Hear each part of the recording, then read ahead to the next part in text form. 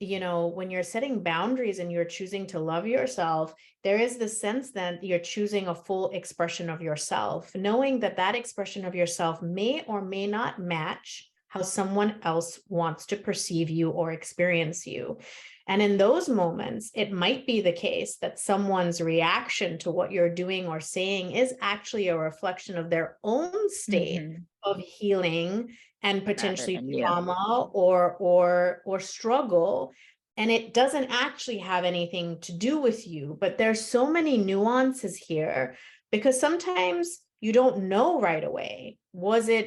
Is it me? Like, should I actually step forward here and say, I'm sorry if this caused that? Or are you, in fact, looking at something that is someone else's and not yours to have to explain or justify or even help ease and soothe? There is this notion that we don't want to be in discomfort and we want to ease other people's discomfort.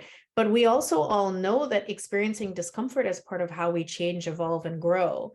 And so, like, how do we find the safe ways to do that? How can we move through those processes in a way, and what does it mean to be able to live in your full self-expression, even if that is, disappointing or threatening or unwelcomed by other people or unfamiliar to them, because they say, well, you didn't used to be that way, or why have you changed so much, or why are you acting like that? And so often we hear these phrases, or those things happen, or there's even the sense of like, how dare you?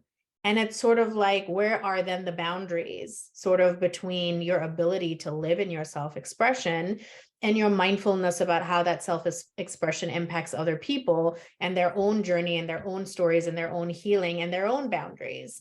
And so it's like, it's really messy and complicated because we have our own spheres and bubbles. And then we also know that those are like constantly knocking up against other people and others.